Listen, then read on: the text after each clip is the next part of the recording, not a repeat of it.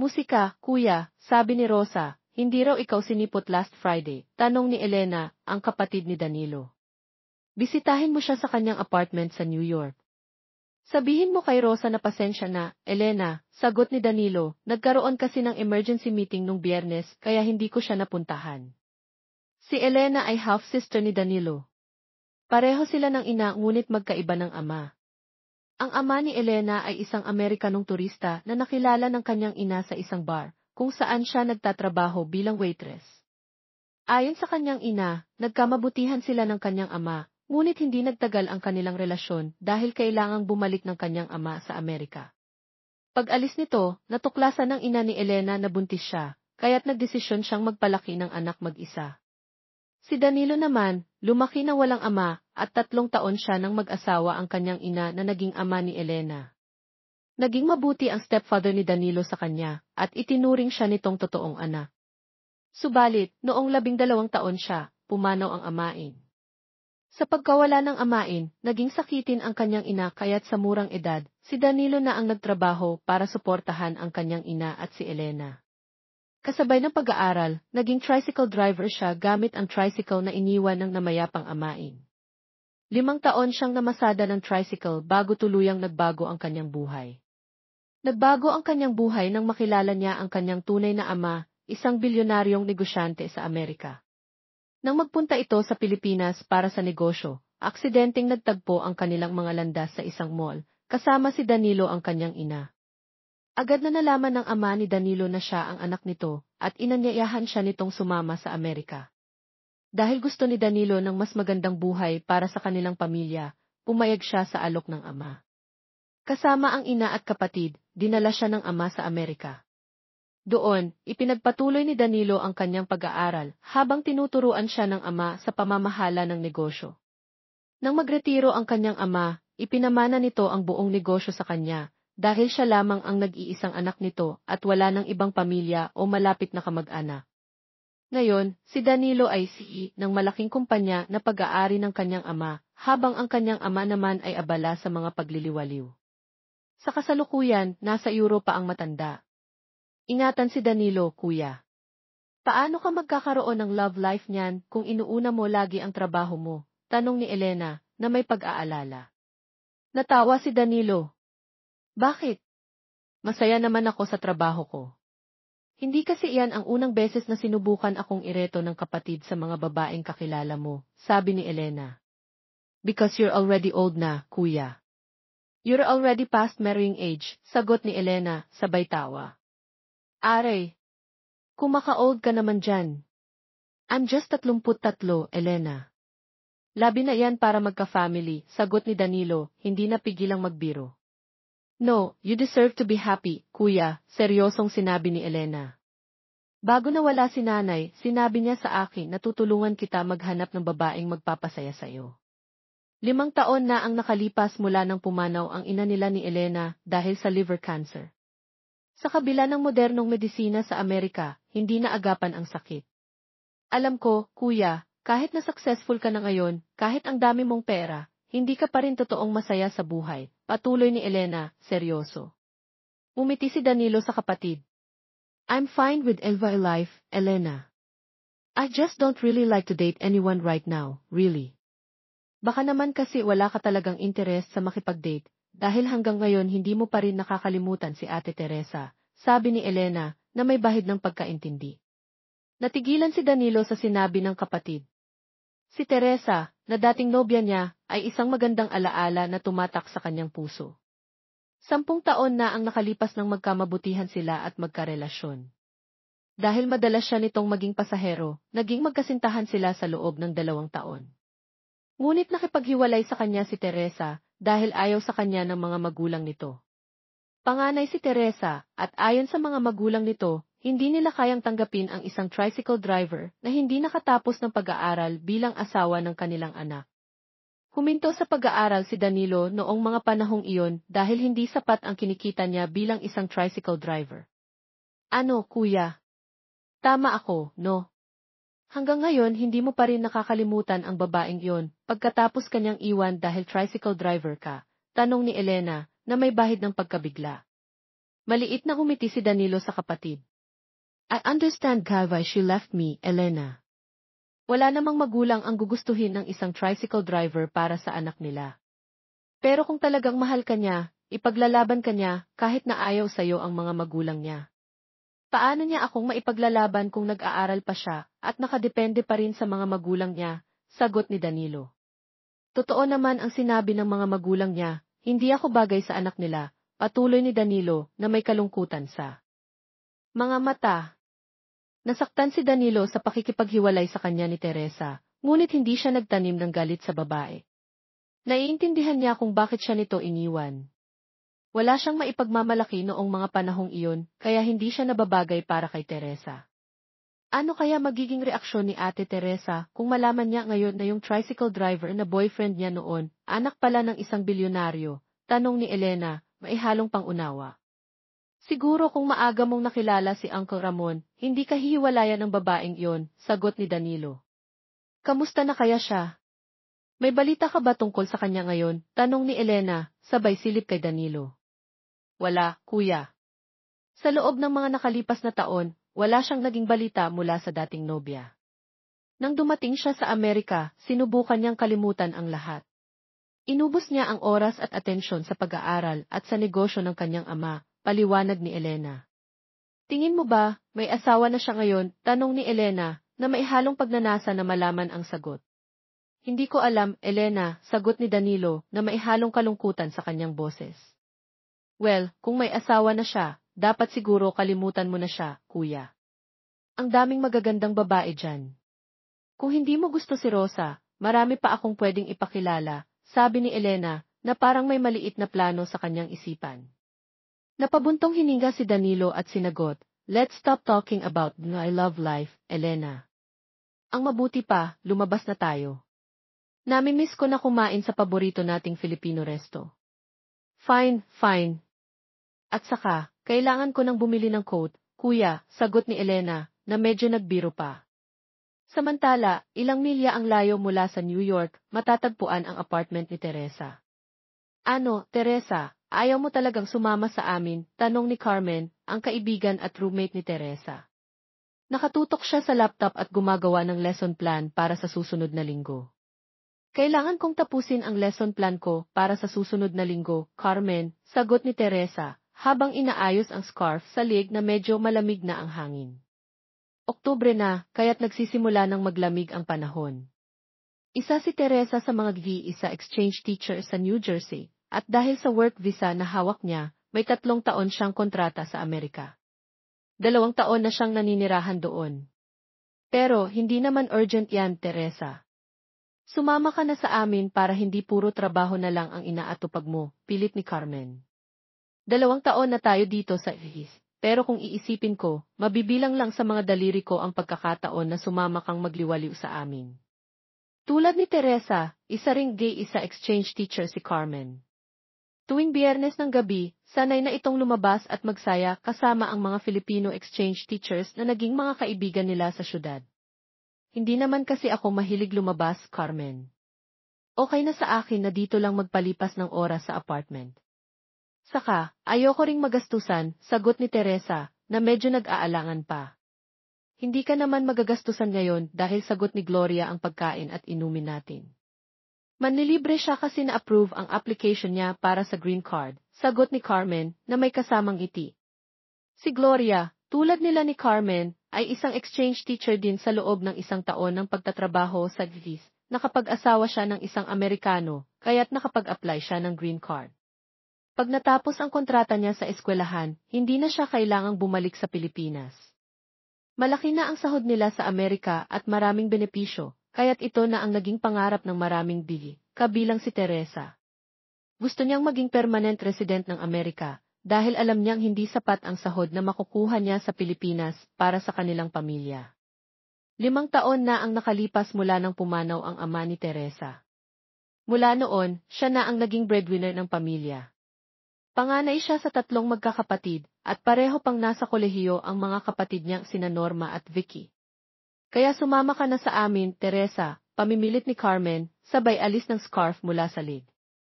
Hindi na, dito na lang talaga ako sa apartment. Tinatamad na rin ako lumabas. Sa susunod na lang ako sasama, sagot ni Teresa sa kaibigan na maihalong pagkabigo. Fine, fine. Pero kapag nagbago ang isip mo, sumunod ka lang sa amin. Mag-message mo lang ako, sabi ni Carmen, sabay hagikik. Tumango si Teresa, kahit na alam niyang malabong mangyari iyon. Pagkatapos maiwan mag-isa sa apartment, nagpasya siyang magtutok na lang sa laptop at tapusin ang lesson plan. Hindi pa siya tapos nang biglang tumunog ang cellphone niya. Isang tawag mula sa kanyang kapatid, si Norma. Hello, Ate Teresa, wiwi ka ng kapatid mula sa kabilang linya. Norma, bakit? Napatawag ka?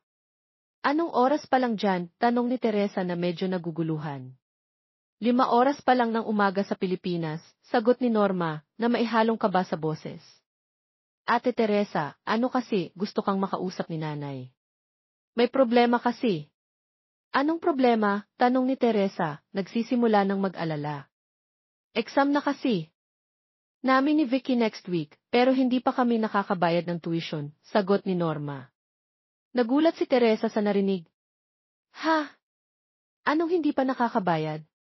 Last month pa akong nagpadala ng pambayad niyo ng tuition. Di ba 70,000 yung pinadala ko? Pareho sa pribadong unibersidad nag-aaral ang dalawang kapatid niya, kaya't malaki ang tuition na kailangan nilang bayaran, paliwanag ni Norma, na halatang nag-aalala. Kasi, ate, nagastos ni nanay yung pinadala mong pang-tuition namin ni Vicky. Ipinangbayad niya sa utang, sagot ni Norma na maihalong kaba at takot sa boses. Ano? Anong utang? Ha? Hindi ba ako nagpapadala ng allowance kay nanay? Paano siya nakalubog sa utang ng ganito? Tanong ni Teresa, nalitong-lito at naguguluhan. Sorry, ate, kailan lang namin nalaman na nagsusugal pala si nanay. Kapag nasa school kami ni Vicky, yung binibigay mong allowance sa kanya, ginagamit niya para magsugal. Malaki ang utang niya kay Mrs. Divina, yung may-ari ng pasugalan dito sa atin. Yung pinadala mong pera last week, na ibayad niya sa utang. Ginigipit kasi siya ni Aling Pining. Nak, kukunin niya raw ang titulo ng bahay natin kapag hindi nagbigay ng pera si nanay, paliwanag ni Norma, na parang nag-aalala na baka magalit pa si Teresa. Ito, gusto kang makausap ni nanay, dagdag ni Norma. Dahil dito, narinig ni Teresa ang boses ng ina mula sa kabilang linya. Teresa, anak, pasensya ka na, wika ng ina na may kalakip na lungkot at pagkabahala. Nahina naman. Ano ba, anong ginawa mo? Namomroblema ang pamilya natin. Saglit na tumahimik si Teresa, pinipigilan ang sarili na magalit, pero damang-dama niya ang sakit. Pasensya na anak, hindi ko napigilan ang sarili ko. Yun na lang kasi ang naging libangan ko dahil lagi akong mag-isa dito sa bahay at malungkot ako. Hindi ko alam na malulubog ako sa utang, pero huwag kang mag-alala, anak. Tumigil na ako sa pagsusugal at hinding-hindi na ako babalik. Pangako, abonohan mo muna ang ihuminga ng malalim ang ina, parang nanghihina. Magkano na ang naging utang mo dahil sa pagsusugal na iyan, Nay? Tanong ni Teresa, na medyo naguguluhan at labis na nag-aalala. 450,000 anak. Pero 400,000 na lang ngayon dahil naibigay ko yung kalahati ng pinadala mong pera last week, sagot ng ina, na tila nagsisisi sa mga nangyari. 400,000. Nay naman! Saan ko kukuha ng ganong kalaking halaga? Halos kalahating milyon, napalakas ang boses ni Teresa, na halos mapaiyak sa pagkabigla. Nay, 2 taon na akong nagtatrabaho sa Amerika, pero wala pa akong naipon. Dahil sa laki ng ipinapadala ko sa Pilipinas, ako ang tumutulong sa lahat ng pangangailangan ng pamilya natin. Simula nang mamatay si tatay, hindi ko kayang iwan ang pamilya, lalo na kayo, dagdag pa ni Teresa, habang pilit na pinapigilan ang mga luha. Baka may mautangan ka dyan, anak. Kahit yung tuition ng mga kapatid mo muna ang ipadala mo, wika ng ina na may kalungkutan sa boses. Pwede ko namang isangla ang bahay natin kay Aling Pining, nagmamadali pang sabi ng ina, ngunit ang boses nito ay maihalong pagkabahala. Hindi pwede, Nay. Yan na nga lang ang iniwan ni tatay sa atin, tapos isasangla mo pa, sagot ni Teresa, na nagagalit ngunit pilit na tinatago ang nararamdaman. Gagawa ako ng paraan para makapagpadala ng pera, basta hindi mo ibibigay ang titulo ng bahay natin sa kahit kanino, pahayag ni Teresa, na puno ng determinasyon. Salamat anak. Huwag kang mag-alala, hinding-hindi na ako magsusugal pa, nangangakong wika ng ina, na tila maihalong takot at pagsisisi. Isang malalim na buntong hininga ang pinakawala ni Teresa bago nagpaalam sa ina. Nang ibaba niya ang cellphone, hindi niya napigilan ang pagtulo ng mga luha. Mabilis niyang pinahid ang mga ito at tumayo para isuot ang coat. Ayaw man niyang lumabas, kailangan niyang maghanap ng paraan upang makakita ng pera. Pagkatapos isuot ang boots, lumabas siya ng apartment na may bigat na nararamdaman sa dibdib. Sa halip na sumakay pa ng sasakyan, pinili niyang maglakad patungo sa restaurant na binanggit sa kanya ni Carmen. Wala kasi siyang sariling sasakyan at nakikisakay lang siya kay Carmen patungo sa eskwelahan. Pagdating sa restaurant, hinanap niya ang mga kaibigan, ngunit wala ang mga ito roon. Nilabas niya ang cellphone at tinawagan si Carmen, ngunit hindi ito sumasagot. Sabi niya dito tayo pupunta ni Gloria, pero wala naman sila dito, sabi ni Teresa sa sarili. Bumuntong hininga siya at lumabas. Subalit pagdating niya sa pinto, isang tao ang nabangga niya. Nag-angat siya ng tingin at humingi ng tawad, ngunit natigilan siya nang makaharap ang pamilyar na mukha. Ang lalaki na nasa harap niya ay si Danilo, ang ex-boyfriend niya, at ang nag-iisang lalaking minahal niya. Pakiramdam ni Teresa, parang huminto ang tibok ng puso niya. Hindi siya namamalikmata. Si Danilo nga ito. Sa kabila ng pagkagulat na nasa Amerika rin ang lalaki, hindi niya maaaring ipagkamali ang mukha nito. Teresa, napakurap na wika ni Danilo habang nakatingin siya kay Teresa. Tumikim siya at nanatiling nakatitig sa harap. Danilo, ikaw nga. Anong ginagawa mo rito? Tanong ni Teresa, na pinagmasdan siya ng maigi. Laki ang ipinagbago ni Danilo sa loob ng 10 taon. Gwapo ito, walang duda roon. Mas tumangkad at mas pumayat siya, at mas nadagdagan ang katawan. Ang suot niyang mga damit ngayon ay malayo sa mga kupas na maong at lumang sapatos na madalas niyang makita noon. Si Danilo, I'm here in New Jersey for business. Pero matagal na akong dito sa Amerika, nakatira. Ikaw, anong ginagawa mo rito? Tipid ng ngiti ang ipinakita ni Danilo kay Teresa. Dito ako nagtatrabaho. Ah, teacher ako dito, sabi ni Danilo, sabay ngiti. Talaga? Gaano katagal ka na rito? Tanong ni Teresa, na puno ng pagtataka at kuryosidad. Mahigit 2 taon na. Ay, teacher ako dito sa New Jersey, sagot niya habang tinitingnan ang mukha ni Teresa, na mistulang nagniningning sa tuwa sa pagbabalik loob sa kanya. Kung ganun, babalik ka sa Pilipinas? Tanong ni Teresa, na may halong pag-aalala at kalituhan sa puso. Opo, sagot ni Danilo, ngunit bago pa siya makapagsalita ng higit, pinigilan niya ang sarili. Tumikim siya, at sa hindi inaasahang pagkakataon, naramdaman niyang may pumasok na luha sa kanyang mata. Ah, sorry, I really have to go. It's nice to see you again, wika niya, habang tinatago ang sakit sa kanyang mga mata. Danilo, wait. Teresa, can I just at least invite you to coffee next time, for old time's sake, sagot ni Danilo, na may kabuntot na saya at nanghihinayang na boses. Sorry, wala akong panahon para dyan. Busy ako sa trabaho, matigas na sagot ni Teresa, na pilit tinatago ang mga damdamin sa kabila ng mga tanong na nagsisilbing dagok sa kanya. Kumunot ang noo ni Danilo habang nakatitig siya sa mukha ni Teresa, parang may nakatagong sakit na hindi niya maiwasan. Are you okay, Teresa? Napaawang ang mga labi ni Teresa bago siya nagpanggap ng umiti. Naman. Bakit naman ako hindi magiging okay? Sige na, I really have to go, mabilis niyang sagot, sabay takas ng tingin. Bago pa makapagsalita si Danilo, tumalikod na siya at dire-diretso siyang lumabas ng restaurant. Walang lingon-lingon. Lumakad siya patungo sa bar na ilang metro lang ang layo, nang hindi naiisip ang kalalabasan ng kanyang mga galaw. Habang iniikot ang mga mata sa paligid, inilabas niya ang cellphone. Sa pagkakataong iyon, sumagot si Carmen. Teresa, napatawag ka, bungad ni Carmen sa kabilang linya. Nandito ako sa D. Nasa labas, Carmen. Sumunod ako sa inyo. Nasan ba kayo? Tanong ni Teresa, na halatang nagmamadali. Nako, pauwi na ako, Teresa. Nagkaroon ng emergency si Gloria, kaya umuwi kami agad. Sumunod ka na lang, sagot ni Carmen, na may kabuntot na alalahanin. Gusto ko kasi sanang makausap si Gloria. Mangungutang kasi ulit sana ako, ha, sagot ni Teresa, na parang tinitimbang ang bawat salita. Bakit? Huwag mong sabihin, kailangan na naman ng pamilya mo sa Pinas ng pera, tanong ni Carmen, habang may kalabit na alalahanin sa boses. Bumuntong hininga si Teresa, mamaya ko na ipapaliwanag pag-uwi ko. Ibaba na lang ni Teresa ang cellphone, subalit sa halip na lumabas ng bar, namalayan na lang niyang nakaupo siya sa harap ng bar counter. Isang saglit ng pagka-distract at ang huling sandali ng pakiramdam ng pagkawala. "One mug of beer, please," wika niya sa bartender, sabay mag-abot ng pera.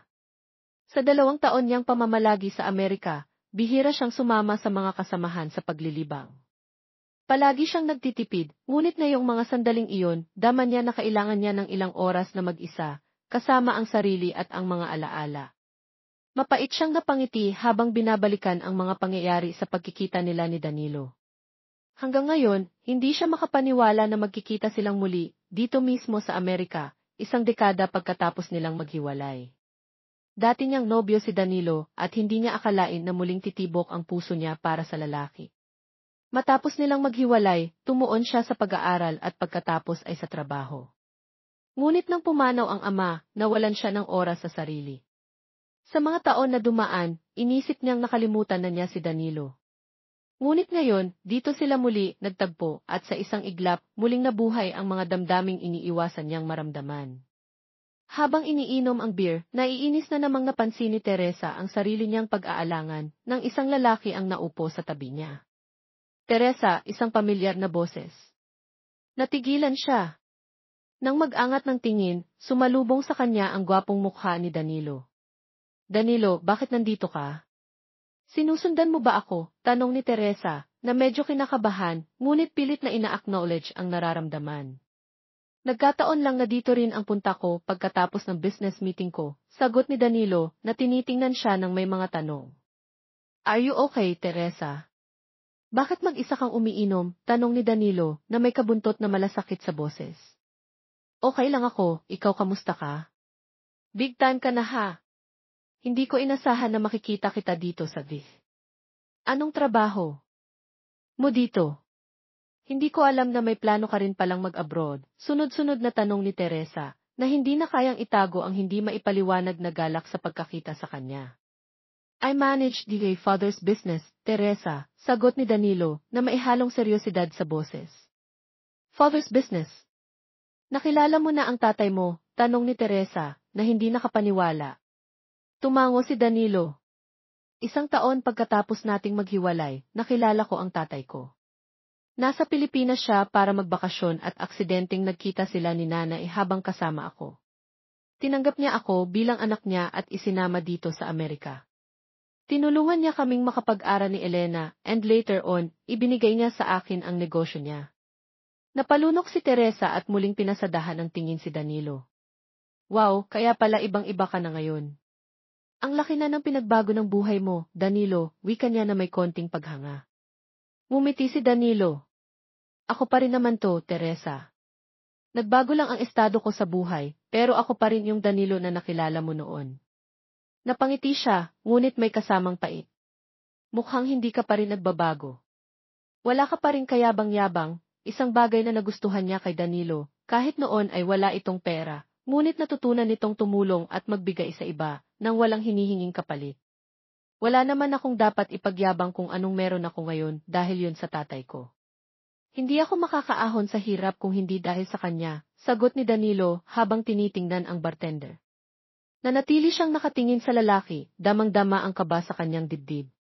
Nang ibalik nito ang tingin sa kanya, nagkurap siya, tila naguguluhan sa nararamdaman. "Teresa, are you okay? Parang may nais kang sabihin sa akin," tanong ni Danilo, na may alalahanin sa kanyang boses. "Danilo, hindi ka na ba galit sa akin?" mahina niyang tanong, na parang may bigat na pinipigilan. Marahang umiti ang lalaki. "Ang paghihiwalay natin ay matagal nang nangyari, Teresa. Nagalit ako nung una, pero naiintindihan ko na kung bakit mo ginawa yun. Tama ang mga magulang mo. Hindi nila gugustuhin na mapunta sa isang lalaking walang kinikita ang anak nila." Tumingin siya sa mga mata ni Danilo at sa kanyang isipan, muling bumangon ang mga alaala ng nakaraan. Nasa dulo na ako ng graduation, magna cum laude pa, tapos ako, huminto sa pag-aaral at naging full-time na tricycle driver. Hindi ko kayang makipagsabayan sa'yo noon, kaya naiintindihan ko kung bakit mo ako iniwan. Sorry, tanging nasabi niya, at tila isang piraso ng puso ang natanggal sa kanya sa bawat salitang binitiwan. You don't have to apologize, Teresa, sagot ni Danilo ng malumanay. Wala na yon, matagal nang lumipas.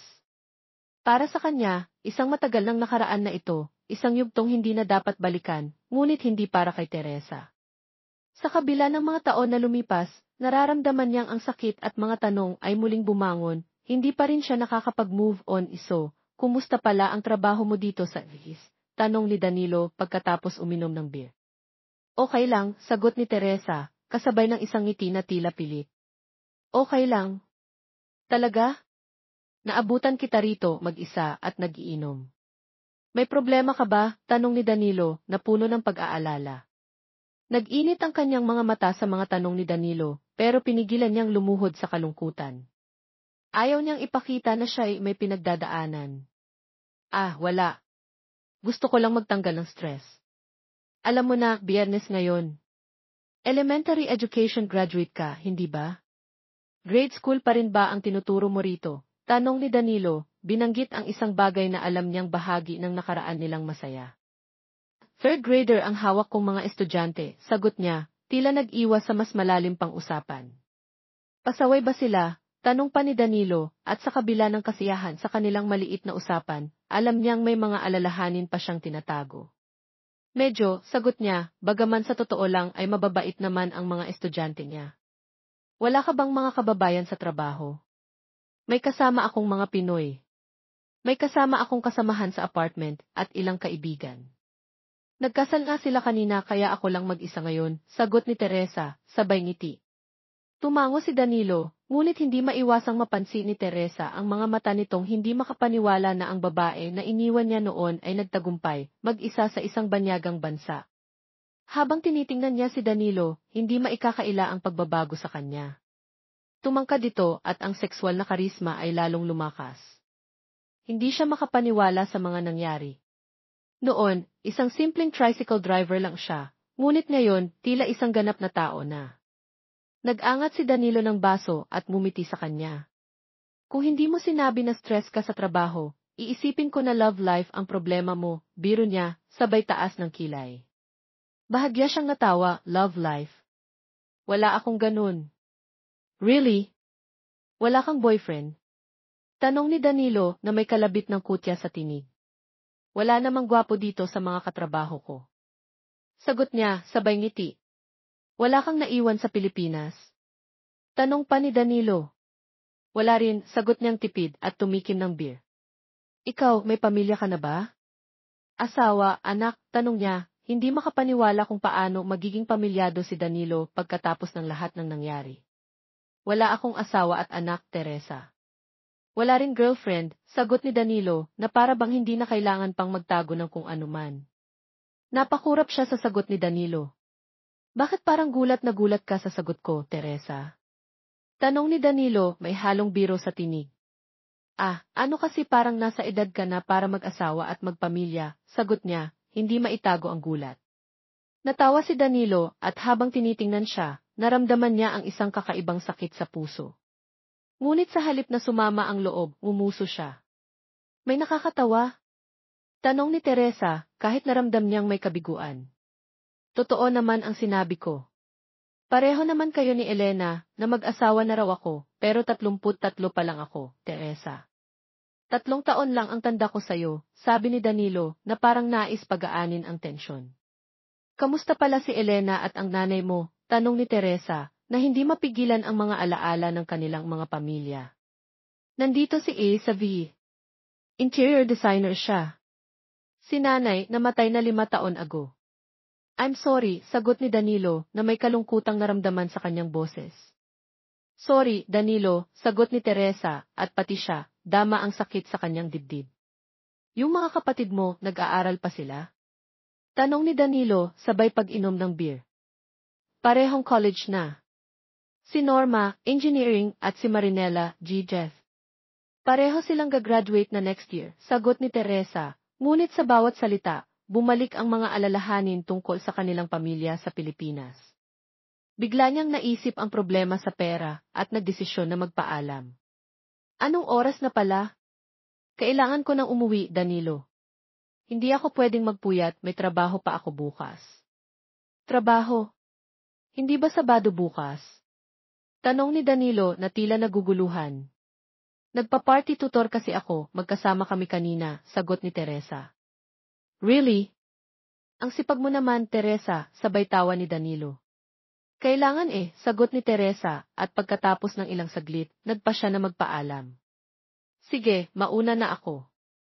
It's nice meeting you again, sabi ni Danilo, na tumayo at kinuha ang wallet upang magbayad.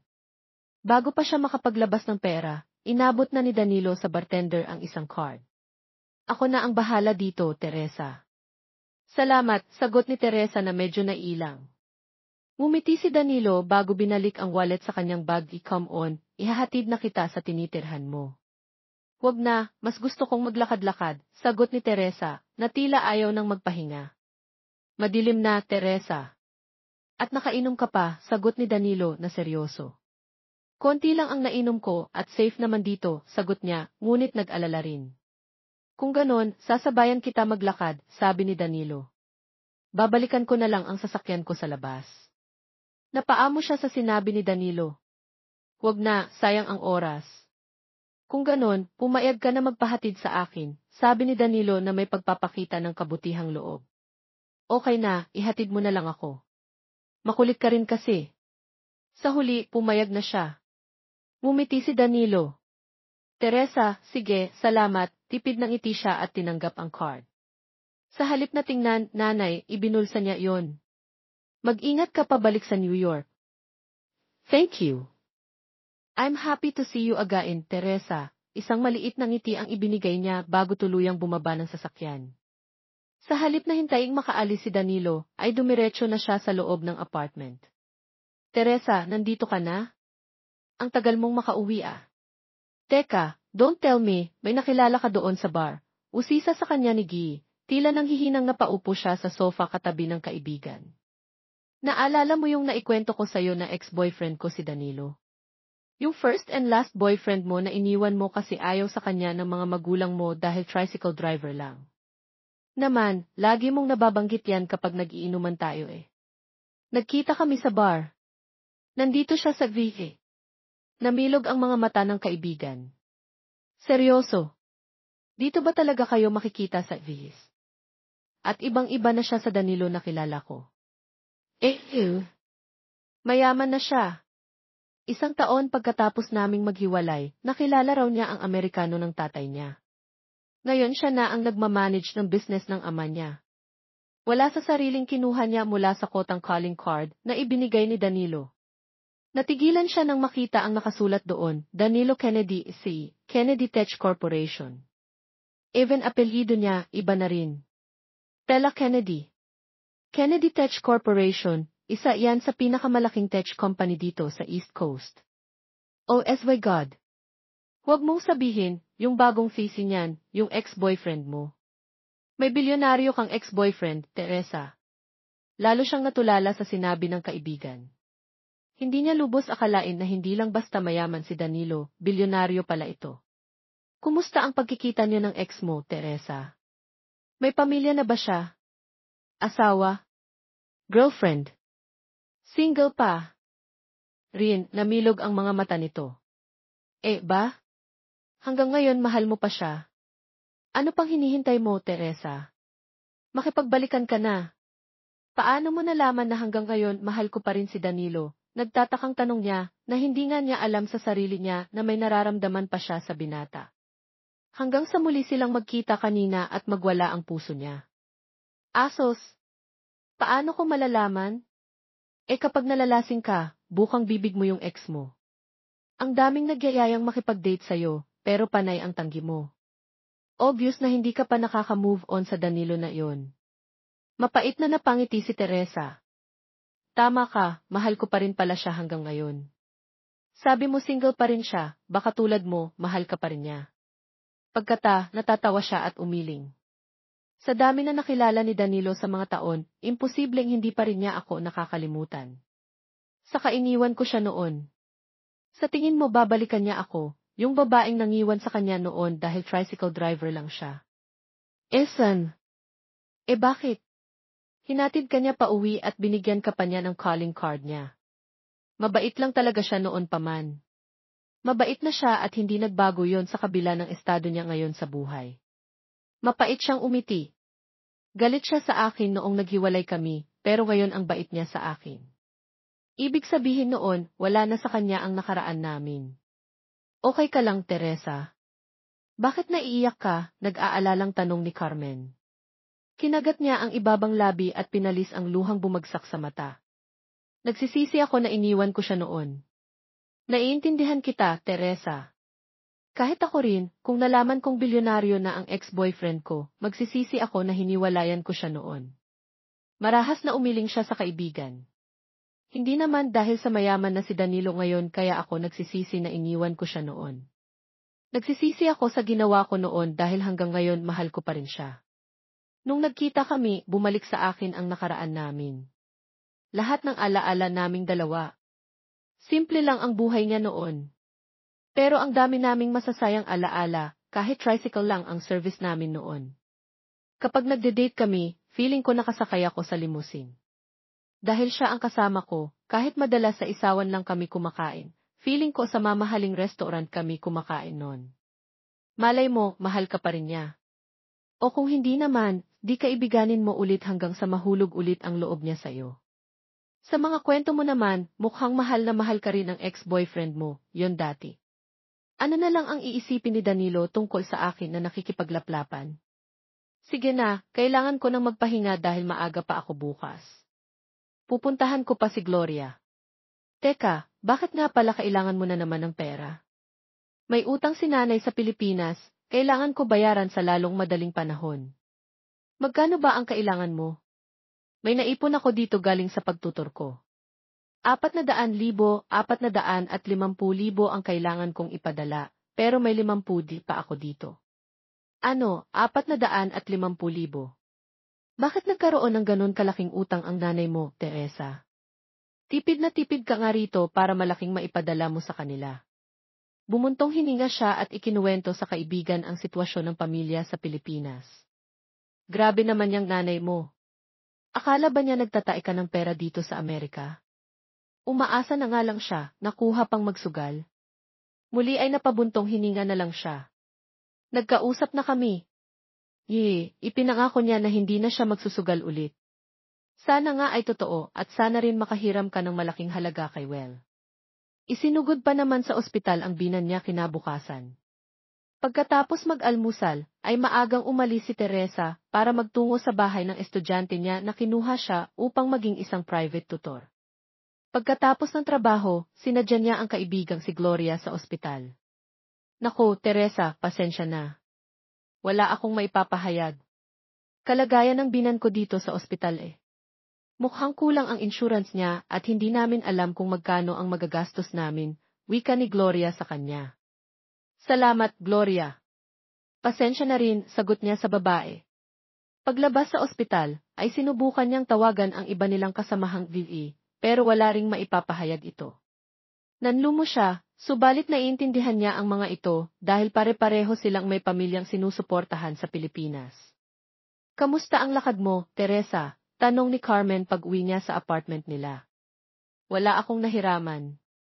Wala daw silang ganon kalaking halaga. Pagod na sinapo niya ang ulo. Hindi ko na alam kung sinong lalapitan ko, Carmen. Bakit hindi ka manghingi ng tulong sa ex-boyfriend mo? Ayoko, mabilis pa sa 4 oras ang sagot niya sa kaibigan. Nag-angat siya ng tingin at umiling-iling. Hindi ka naman manghihingi, mangungutang ka, Teresa. Barya lang sa kanya ang perang kailangan mo at sabi mo mabait naman siya sa'yo. Siya ang nagsabi na kung kailangan mo ng tulong, tawagan mo siya. Hindi ba, Napalunok siya. Ayokong manghingi ng tulong kay Danilo. Kahapon ka lang kami nagkita, tapos mangungutang agad ako. Ang kapal naman ng mukha ko. Pero kailangan mo ng pera ba? Wala kang ibang malalapitan dito sa New Jersey. Kahit gustong-gusto kitang tulungan, wala rin akong magagawa. Naintindihan kita, dahil kung ako rin naman ang nasa posisyon mo, mahihiya ako, pero lulunukin ko na lang ang pride ko. Teresa, hindi siya nakasagot sa kaibigan hanggang sa mapag-isa siya sa kanyang silid. Pinag-iisipan niya ang mga sinabi nito habang pinagmamasdan ang calling card ni Danilo. Bahala na. Tama si Carmen, kailangan kong lunukin ang pride ko, anya habang tinitipa ang numero ng dating nobyo sa cellphone. Hello, Danilo. Speaking, wika ng baritonong tinig mula sa kabilang linya. Tila bumilis ang timok ng puso ni Teresa nang marinig ang boses nito. Hello, Danilo, si Teresa to. Binigay mo sa akin yung calling card mo kahapon. Teresa, is this your number? Ah. May cellphone ka na? Bigla siyang nag-guilty sa ginawang pagsisinungaling. Ah. Nakabili ako kanina. Bakit? Napatawag ka? Danilo, pwede ba kitang makausap? Available ka ba bukas? Yes. It's Sunday tomorrow, so I'm available. Saan mo gustong makipagkita? Diyan na lang sa New York. Pupuntahan kita. I'm okay driving to New Jersey, Teresa. More than 1 hour lang naman man drive. Hindi na ako ang may sadya. Sa'yo, kaya ako na ang pupunta dyan sa New York. Wala naman akong gagawin bukas. Sigurado ka, Teresa? I really don't mind going there instead. Okay lang talaga, Danilo. Okay then, pwedeng sa apartment ko na lang. I'll message you where I live. Sige, salamat, Danilo. You're welcome, Teresa. I'll see you tomorrow. Napahawak si Teresa sa dibdib ng ibaba ang cellphone. Saglit lang silang nag-usap ng lalaki, subalit nagwala na ang puso niya. Pinagsamang hiya at kaba sa muli nilang pagkikita at marahil excitement na rin. Kinabukasan, maaga siyang nag-ayos para sa pagpunta sa New York. Akako wala kang interes na makipagbalikan sa ex mo. Bakit, magpapaganda ka? Usisa sa kanya ni Carmen nang makita siyang sinisipat ang suot sa salamin. Gusto ko lang maging presentable sa harap ni Danilo, depensa niya sa babae. Okay, sabi mo nakangising sabi nito. Ingat ka sa Z. Biyahe, kulang 1 oras ang nakalipas. Nakarating si Teresa sa tapat ng apartment building ni Danilo sa Manhattan. Nag-enjoy siya para mabilis ang biyahe, 1 pindot pa lang sa doorbell ay bumukas na ang pinto ng unit. Iniluwan yon si Danilo na napakagwapo sa suot na long sleeve at slacks. Teresa, hi, pinigilan niya ang sarili na matulala sa dating nobyo. Danilo, mailakad ka? Pasensya na, naistorbo ata kita. It's fine, Teresa. I know you're coming, so just want to look presentable. Please, come in. Natigilan siya sa sinabi nito. Gayunpaman, pumasok siya sa apartment na naghumiyaw ng karangyaan, ang tinitirahan ng binata. Malawak iyon at puno ng mamahaling kagamitan. Ikaw lang ang nakatira dito, tanong niya kay Danilo nang igiya siya nito sa sofa. Yes, I live alone. Pero minsan nagpupunta dito si Elena. What do you want to eat? Kumain ako bago umalis. Busog pa ako, pwede bang mag-usap na tayo ngayon? Sure, Teresa. Ngumiti si Danilo at naupo sa harap niya. What do you want to talk about? Mukhang seryoso at urgent dahil sinadya mo pa talaga ako dito. Lumunok siya. Ano kasi, nakakayaman dahil kahapon lang tayong nagkita ulit, pero wala akong ibang malapitan dito sa Ikaw na lang ang huling naisip ko na pwede kong mahingan ang tulong. Kumunot ang noo nito. Teresa, what is it? May problema ka ba? What can help you with? Kailangan ko kasi ng malaking pera pambayad sa utang ng nanay ko sa Pilipinas. Kung hindi ko mababayaran, baka mawala ang bahay namin. Sinubukan kong manghingi ng tulong sa mga kaibigan ko dito, pero wala silang maipahiram. Yun ba ang problema mo, Teresa? Kaya ba naabutan kitang umiinom sa bar kahapon? Maliit siyang umiti sa kabila ng kahihiyan. Kulang pa rin kasi ang sahod ko bilang teacher, kaya tumatanggap ako ng racket. Kaso, kahapon ko lang din nalaman na may malaki palang utang si nanay sa Pilipinas, at yung pang-tuition sana ng mga kapatid ko na gastos niya. Magkano ba ang kailangan mo? 400,000 sana kung sakaling mapapahiram mo ako. Pangako, nababayaran kita paunti-unti. Hindi rin kita tatakasan. Pwede tayong gumawa ng kontrata para makasiguro ka na hindi kita tatakbuhan at magbabayad talaga ako.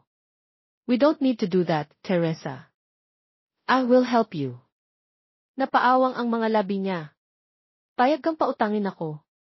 Pumiti ito kahit hindi mo na ako bayaran.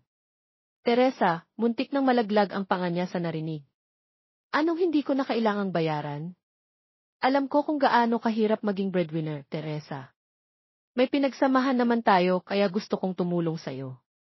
Gusto kong kahit paano pagaanin ang problema mo, lalo na't narito ka sa ibang bansa. Malakas na napasinghap siya. Teka nga, Danilo. Alam kong noon pa man mabait ka na, pero hindi ako nagpunta dito para magpaawa sa'yo. Nandito ako.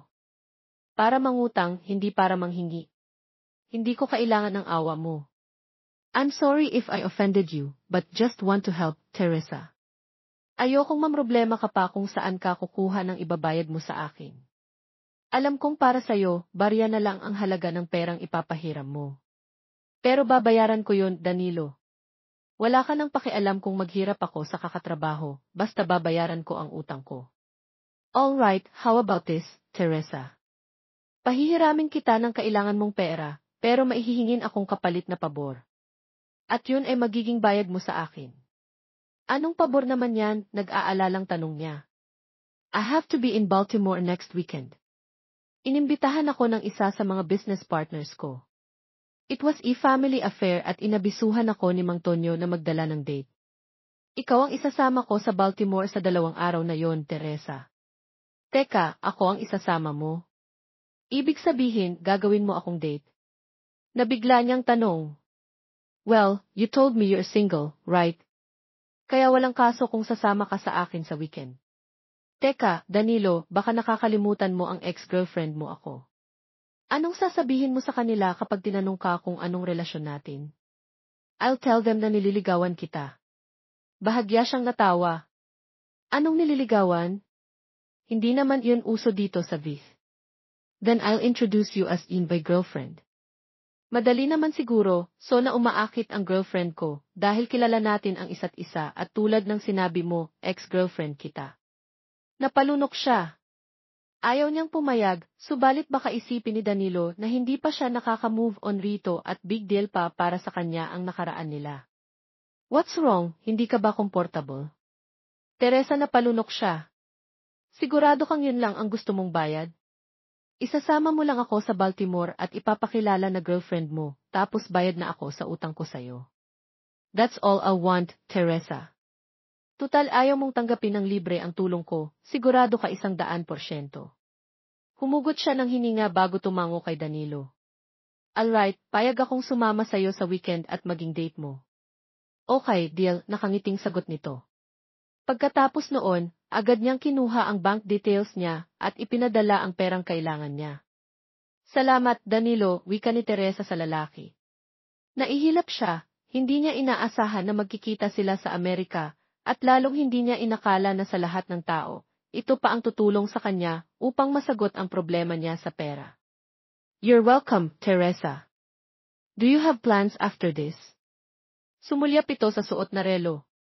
Babalik na sana ako sa New Jersey. May biyahe rin pabalik after 1 hour. May trabaho ka ba ngayong araw? Wala naman, pero wala naman akong gagawin dito sa New York. Wala rin akong ibang kakilala. 2 years ka na dito sa Viz, di ba? Nakapasyal ka na ba dito sa New York? Diyan pa lang sa Central Park. Wala naman kasi akong time para mamasyal, bukod pa roon, lagi siyang nagtitipid. Pero hindi na niya sinabi sa lalaki ang rason. Ngumiti si Danilo. Wala rin akong ibang gagawin ngayon, Teresa. Kamusta, mamasyal muna tayo. Mamaya na kita ihatid pa uwi, huwag mong habulin ang biyahe ng tren pabalik sa New Jersey. Mamamasyal tayo at ihahatid mo ako pa uwi. Wala naman akong gagawin at para hindi ka na magastusan. Umiling-iling siya. Hindi na, Danilo. Nakakahiya naman. Ako nga nagpunta dito para mangutang, maabala pa kita. I insist, Teresa. We're friends anyway, right? Besides, we need to be updated about each other's life. Isasama kita next weekend at ipapakilala kita bilang girlfriend ko. Hindi ba? Wala sa sariling kinagat niya ang ibabang labi. Kung sa bagay may punto ito. Isa pa, sa loob-loob niya, gusto niyang makasama pa si Danilo. Sige na nga, payag na ako kung talagang okay lang sa'yo na ipasyal ako. Ngumiti si Danilo. Let me just get the coat, then we'll go. Sandali siyang iniwan ni Danilo sa sala. Pagbalik nito ay lumabas na sila ng apartment. Saan mo gustong pumunta, Teresa? Tanong ni Danilo habang sakay sila ng elevator. Ikaw ang nakatira dito sa New York, tapos ako ang tatanungin mo ng pupuntahan natin. Wala akong masyadong alam dito. Bahagya itong natawa. Baka may gusto ka kasing specific na puntahan. New York is big. Kulang ang isang araw para mapuntahan lahat ng tourist attraction dito. Bahagya siyang napanguso. Gusto ko sana sa New York Public Library. Yun talaga ang gusto kong puntahan dito. Okay lang ba? All right, we'll go there. Paglabas ng gusali ay pumara sila ng taxi. Ayon kay Danilo, mas convenient kapag nag-taxi na lang kaysa gamitin ang sariling kotse. Grabe, nagko-commute ka pa rin pala, hindi napigil ang wika ni Teresa sa lalaki habang nasa biyahe sila. Magkatabi sila sa backseat, amoy niya ang mamahaling pabango nito. What? Naman, Teresa. Anong akala mo sa akin? Syempre, sige ka na ng malaking kumpanya. Ibang level ka na. Bahagyang umuso si Danilo. Hindi naman dahil nagkapera ako at yumaman, mababago na ang lahat sa akin. I still live the simple life, Teresa. Hindi lang naman dami ng pera. Yung nagbago sa'yo. Ibang-iba na rin ang aura mo, Danilo. Walang maniniwala na naging tricycle driver ka sa Pilipinas. Mahina itong natawa bago seryosong bumaling sa kanya dahil nakatingin din siya rito at nagtama ang mga mata nila. Marami nang nagbago sa akin, pero ako pa rin to, Teresa. Ako pa rin yung Danilo na nakilala mo noon. Believe me. Nagwala ang puso niya sa kabilan yon, ay kaswal siyang umiti. Naniniwala naman ako, Danilo. Ang bait mo pa nga rin hanggang ngayon. Gumanti ng ngiti si Danilo. Nag-iwas siya ng tingin bago lumala ang tibok ng puso niya. Nagpasalamat siya na malapit lang ang pupuntahan, kaya narating nila yon agad. Wow, ang laki-laki pala talaga nito, namamanghang sambit ni Teresa pagpasok nila sa main hall ng tanyag na gusali. Kulang to nakikita dati sa mga pelikula. Tapos, nandito na ako ngayon. Yan din ang unang sinabi ko nung una akong nagpunta dito, wika ni Danilo sa tabi niya. Iginya siya ng binata sa iba't ibang seksyon ng aklatan. Madalas ako dito nung nag-aaral pa ako. Saan ka nga pala nag-aral ng college? Kuryoso ang tanong niya. Sa Denver, doon ko tinapos ang degree ko sa computer science. Nag-take din ako ng business degree sa Harvard. Ang mga binanggit nito ay dalawa sa kilalang universidad sa buong Amerika. Nakakamangha ka, pero hindi naman ako nagtaka, Danilo. Matalino ka naman talaga. Noon pa man, alam na niyang matalino ang binata. Marami itong alam, lalo na pagdating sa math.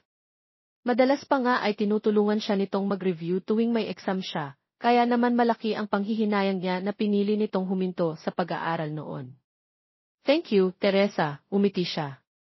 I'm proud of you sa lahat ng narating mo, Danilo, really. Naman, sobrang proud ako sa'yo.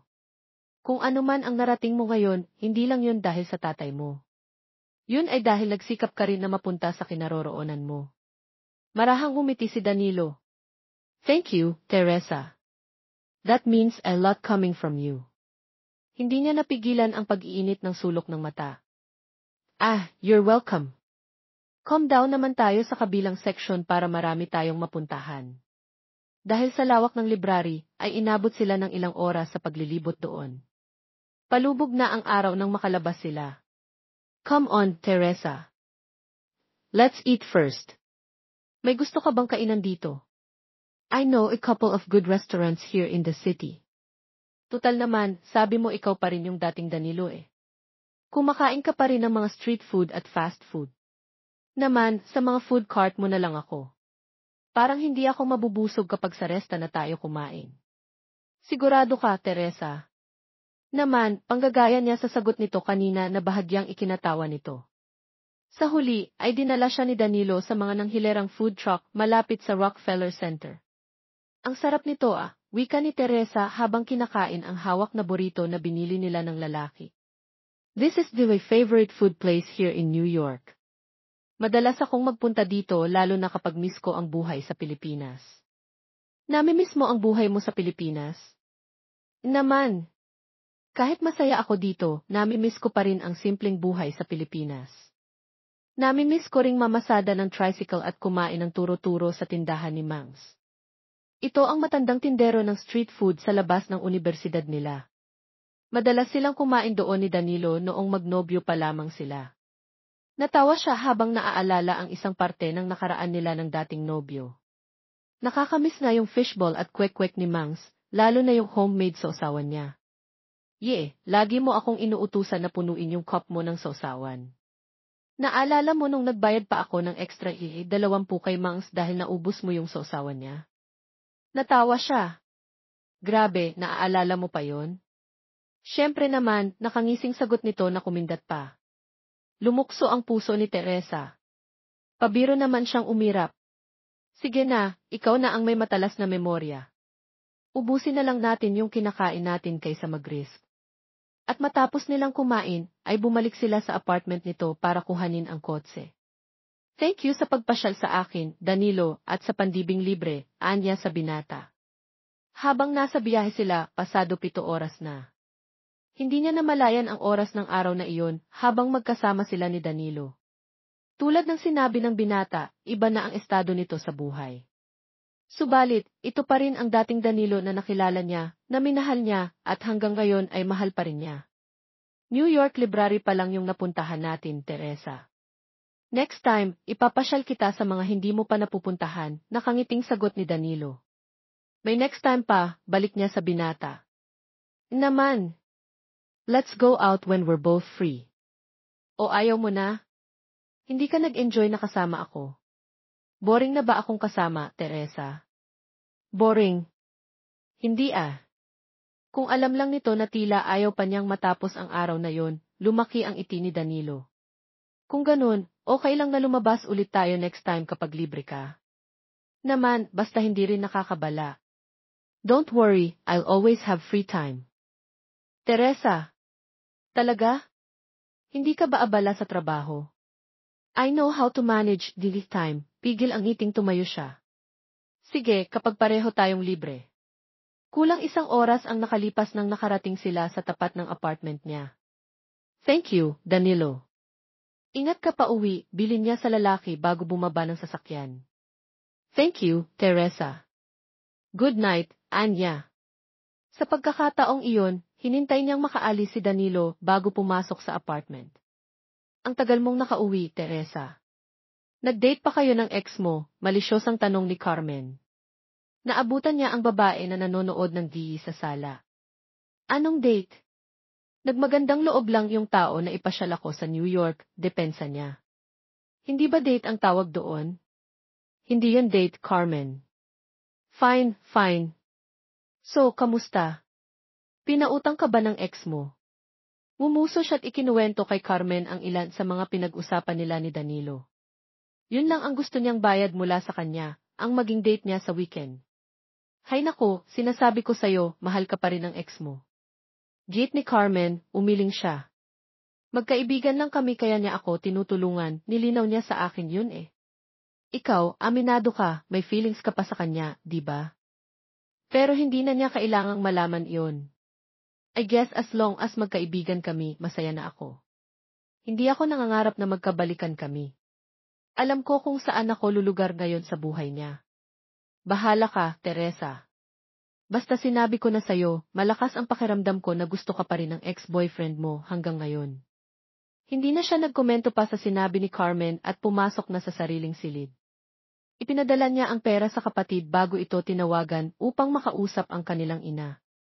Salamat, Teresa, anak. Pangako, hinding-hindi na ako hahawak ng baraha sa buong buhay ko, nangangakong wika sa kanya ng ina. Siguraduhin niyo, Nay. Hindi ko na rin alam kung saan ako kukuha ng pambayad kung sakaling magkautang pa kayo. Nakakahiya mangutang dito kung alam niyo lang, kaya sana huli na po yan, wika niya sa ina bago ibaba ang tawag. Kinabukasan, nagsimula ang panibagong linggo ni Teresa sa eskwela. Where did you spend your weekend, teacher? Tanong sa kanya ng isa sa mga estudyante niya. Tuwing unang araw kasi ng linggo, ay nakasanayan niyang tanungin ang mga bata kung ano ang ginawa ng mga ito sa araw na walang pasok. I had to work on Saturday and then went to New York on Sunday. What did you do in New York, teacher? Did you go on a date? Tanong ng isa pa niyang estudyante. No, it wasn't a date, nag-iinit ang mukha, sagot niya. But you're blushing, teacher, tukso sa kanya ng mga ito. Napailing na lang siya sa panunukso ng mga estudyante niya. Kapag binabalikan niya ang pamamasyal nila ni Danilo kahapon, ay napapangiti siya. Sa kabila ng panahong lumipas, ay wala pa ring pinagbago ang ugali ni Danilo. Mabait pa rin ito, gentleman, maalaga. Talagang swerte ang babaeng mapapangasawa nito sa hinaharap. Sayang na sayang nga lang dahil hindi na siya ang babaeng iyon. She had the chance a decade ago at sinayang niya iyon nang hiwalayan niya ito. 7 oras ang nakalipas ay natapos ang klase ni Teresa. Palabas siya ng school grounds nang makita ang isang pamilyar na sasakyan sa parking lot. Mula roon ay lumabas si Danilo. Danilo, nabigla siyang gagad. Napakagwapo ng lalaki sa mamahalin nitong business attire at coat. Tila itong modelo sa front cover ng isang magazine. Hi, Teacher Teresa, nakangiting bati ni Danilo, kasabay ng paglapit nito sa kanya. Anong ginagawa mo rito? Hindi niya inaasahan na isang araw lang ang nakalipas, ay muli na naman niyang makikita ang lalaki. May business meeting ako kanina sa Newark. Dumaan ako rito. Kahapon ay nabanggit niya kay Danilo kung saang eskwelahan siya nagtuturo. May kailangan ka sa akin. Nakalimutan kong sabihin na kailangan mo ng formal dress dahil may inorganize na formal party ang asawa ni Mang Tonyo. We need to shop for clothes. May gagawin ka ba pagkatapos ng klase? Gagawa lang ng activity para bukas. Pero pwede naman mamaya na lang yon. Then come with me. Tumango siya at sumama kay Danilo. Dinala siya ng binata sa isang malapit na shopping mall. Hindi ba pwedeng sa ibang mall na lang, Danilo? Ang mahal dito. It's okay, Teresa. Come on, Dee. Napanguso siya. Ang galante mo pa rin, pero ngayon may pera ka na talaga. Noon pa man, kahit pareho silang kapos sa pera, hindi siya nito hinahayaang gumastos kapag magkasama sila. Mahinang natawa ang lalaki sa sinabi niya. Hindi siya nakapalag nang igiya siya nito sa loob ng isang butik. Ang mamahal nito, Danilo, anya habang nakatingin sa presyo ng bawat damit na tinitignan nila ng binata. Paano kapag naisipan kong ibenta yung bibilhin mong damit kapag nagipit ako? Then bumili tayo ng marami para marami ka ring mabenta kapag nagkataon. Nakangising sagot nito. Joke lang yon. At anong bumili ng marami? Isa lang ang kailangan ko, kaya isa lang ang bibilhin mo. Kung hindi lang kailangan, hindi ako magpapabili sa'yo. Nag-angat ito ng kilay. Bakit noong hindi ka naman tumatanggi kapag may binibigay ako sa'yo? Siyempre, boyfriend pa kita noon. So kailangan ba, boyfriend mo muna ako bago kita gastusan? Bumilis ang tibok ng puso niya. Bakit mo naman kasi ako gagastusan, wala naman tayong relasyon? Ano yon, wala kang magawa sa pera mo? Nagkibit balikat ito. You can say that, Teresa. Magkaibigan naman tayo, di ba? Hindi ko pa pwedeng librehan ang kaibigan ko. Bahagya siyang tumawa para kalmahin ang pagwawala ng puso. Ewan ko, sige na, tulungan mo na lang ako mamili ng babagay sa akin. Kahit ano naman ang isuot mo, bagay sa'yo, but Tirsa this one, sabi ni Danilo. Hindi pa kita nakikitang nagsuot ng pula, anya at inabot sa kanya ang isang pulang dress. Sa huli, hinayaan niya si Danilo na mamili siya ng damit. Ayaw niyang mapahiya ito kapag iniharap siya nito sa mga kakilala nito, suot ang mumurahin niyang damit. Gusto niyang bumagay siya bilang date ng binata. Pagkatapos mamili ay niyaya siyang kumain ni Danilo dahil siyang pinagdebatehan. Ano, masarap ba? Tanong niya sa binata. Tumango-tango ito. You're right, masarap nga, pero mas masarap pa rin yung luto mong adobo. Natigilan siya sa sinabi nito. Noong magnobyo sila, ay madalas niyang dalhan si Danilo ng adobo na niluto niya. Naaalala mo pa yon? Tanong niya. Naman, paborito ko yon. Paano ko makakalimutan? Tila may pumiga sa puso niya sa sinabi nito. Sa halip na sumagot, ay pinili niyang uminom ng tubig. Nagluluto ka ba ng adobo dito? Tanong ni Danilo. Gusto rin kasi ni Carmen. Siya yung kasama ko sa apartment nag-iisa. Teacher din sa kotse niya rin ako sumasabay sa trabaho at pauwi. I'm glad na may mabait kang kasama sa bahay. Mahirap mag-isa sa ibang bansa. Tama ka. Buti nga may kasabay akong pumunta rito sa VIF. 3 kami dati sa bahay, pero nag-asawa na yung isa kaya permanent resident na siya dito. That's good to hear. Hindi ako masyadong nakaramdam ng culture shock at homesick nung bago ako dito sa VIF dahil kasama ko naman si Elena at si nanay. Saka mabait si daddy. Masaya ako for you. Thanks. Anyway, since nami-miss ko yung adobo mo, pwede ba akong mag-request na ipagluto mo ako kung may free time ka lang naman? Teresa, umuso siya bago ngumiti kay Danilo, pwede naman. Sige, ipagluluto kita. Really? Naman, ang laki ng itinulong mo sa akin, tapos hindi kita pagbibigyan sa request mong adobo. So pwedeng bukas na agad? May klase ako bukas eh. Pagkatapos ng klase mo, may trabaho ka rin? I can leave the office in New York. Wala naman akong importanteng meeting bukas. Sige, pwede ako bukas. Pagkatapos ng klase ko, pwede kitang ipagluto sa apartment, pero maliit lang yung lugar namin. Teresa naman, parang hindi naman ako sanay sa maliit na lugar.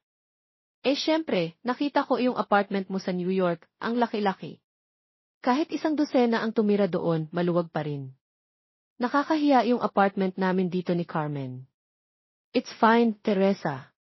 Teka, baka naman sinasabi mo lang yan dahil ayaw mo akong dalhin sa apartment mo.